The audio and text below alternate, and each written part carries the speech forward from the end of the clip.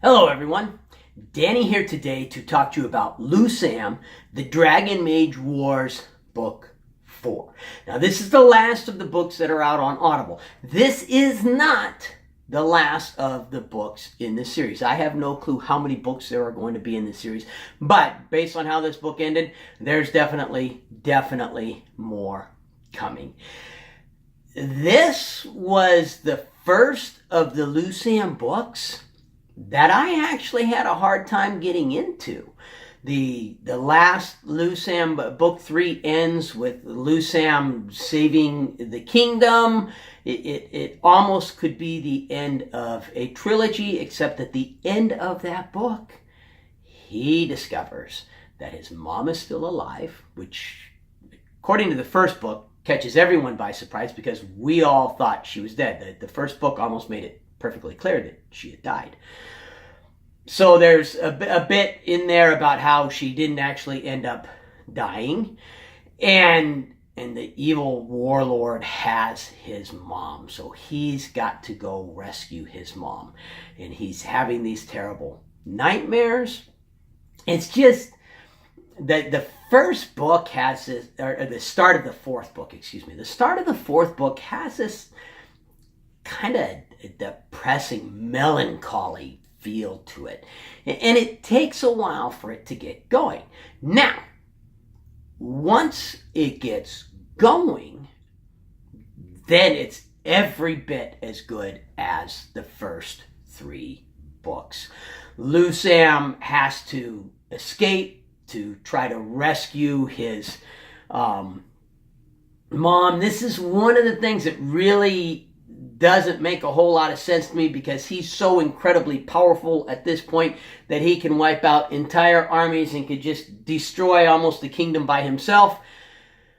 And yet he has to sneak away because the king has some mystical, magical way of containing him. Then why didn't the king use the mystical, magical way to defend his kingdom? So there's, for me at least, a little bit of a minor, okay, I've got to just accept it for what it is and enjoy the book. And there's that happens all the time with books, to where something happens and you go, wait a minute, that doesn't make it, you know what, I'm just going to ignore it, move past it, and enjoy the book. And that's what I decided to do with this.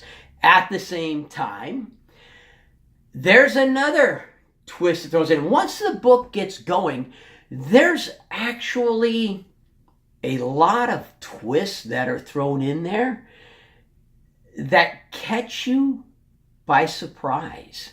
You know, Cole and what happens with him and his partner, you didn't see that coming at all.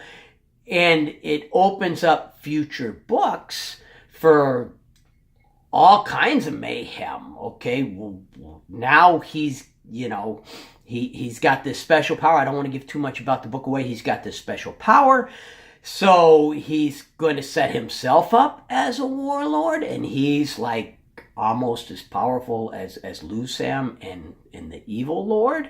Lusam is defeated. You expect his victory to come easy because he's so much more powerful, but he's defeated. As far as you know, his mom is dead.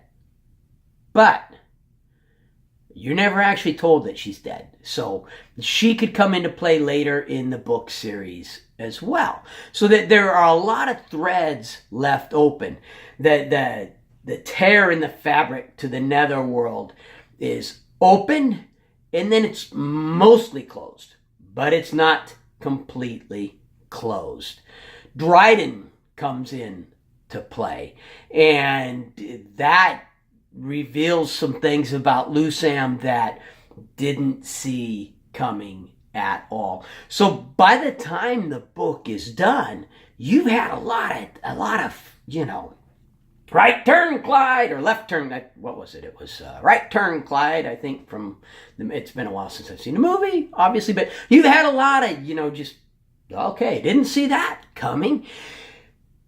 And it really kind of sucks because the next book in the series isn't out, and while it does not end on a cliffhanger, remember, for me, For something to end on a cliffhanger means that there is something vital that has to happen right here, right now. Someone's about to die, something like that. That's a cliffhanger. This does not end on a cliffhanger, in my view of a cliffhanger, but it does end with several threads left hanging, several directions the next book can go in. We know that Lusam has to go search for the Pearl Island. That's one direction we know it's going to go. But what's going to happen with Cole? No clue. What is going to happen with that small tear in the fabric and all of the paladins left to protect it? No clue. What's going to happen between Dryden and their god? No clue. Are real dragons going to come into play? Because so far, only dragon hearts have come into play. No true dragons have come into play yet. We don't know. What's going to happen with the Dark Warlord who's trying to free his god? We don't know. So there's several directions the next book could go, and I imagine it's probably going to go in a lot of them. It definitely keeps you interested in the series. They stuck with the same narrator, which was really good because I like the narrator, and nothing I hate more than getting into a book and they switch narrators, and now you've got to get used to a whole new voice for a character, the whole 9 yards. That's just terrible. I hate it when authors do that, and they don't do that with this book. So, any questions, comments, feedback? Put them in the comments section. I'm starting to get a few people suggesting books to me, and I love that. Please, if you have any books that you really enjoyed and you think that I would enjoy, put it in the comments. Let me know about it. If you have any books that you'd like my opinion on, put it in the comments. Let me know about it. If you like my channel, subscribe, turn on notifications. If you like the video, hit the like button. But most importantly, no matter what else you do today, make sure that today you listen to at least one really good book. And yes, I definitely recommend this book. Thank you.